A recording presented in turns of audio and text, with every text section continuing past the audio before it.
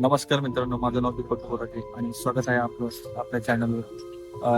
आज आपला पहिला पॉडकास्ट आहे. आपण ह्या चॅनलवर परत पॉडकास्ट घेणार आहोत.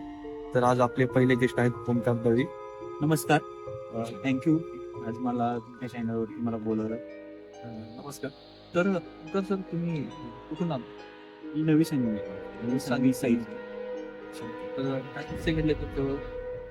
सा म्हणजे माझ्या जो साई चौक म्हणतो मी ग्राउंडमध्ये असं जुना कट्ट्याने जुन्या अशा पडलेल्या गाड्या तर ॲक्सिडेंट झालेल्या गाड्या त्याच्या बाजूलाच मी आणि माझे मित्र म्हणजे स्कूल फ्रेंड होते. खूप दिवसानंतर भेटलो होतो. रात्री जवळजवळ 11 वाजता बसलो होतो तिथे. 11 नंतर एक 2 वाजेपर्यंत तिथंच होतो आणि अमावस्येचा दिवस होता.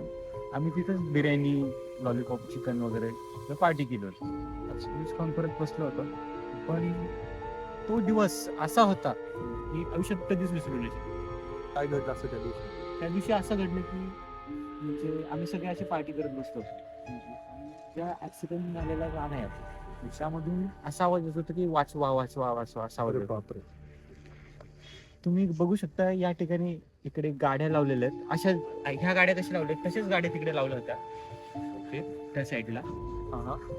तर वाचवा वाचवा असं आम्ही एकदा दोनदा दुर्लक्ष केलं. पण नंतर जास्तच आवाज आला. तिथे जाऊन बघतोय आम्ही, पण कोणीच नाही तिथे. बापरे.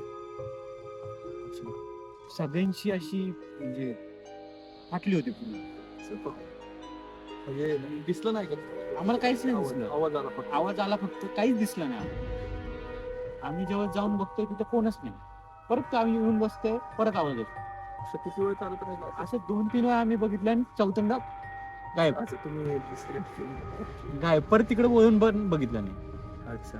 आणि परत हेच माझ्या मित्रासोबत पण झालं होतं परत त्याच जागेवर. त्याच जागेवर. बापरे. पण तिथं काय अजून कळलं. मग परत तुम्हाला काय त्रास वगैरे झाला? त्रास वगैरे म्हणजे ते असं त्या जी पण एंटिटी होती तिथे, तुम्ही काय परत त्रास केला? येता जाता असा आवाज यायचा. कंटिन्युअस आवाज यायचा का? हो, मी जेव्हा तिथून जायचो ना तेव्हा आवाज यायचा. म्हणजे तुमच्या मित्रांना वगैरे कोणाला काय त्रास नाही?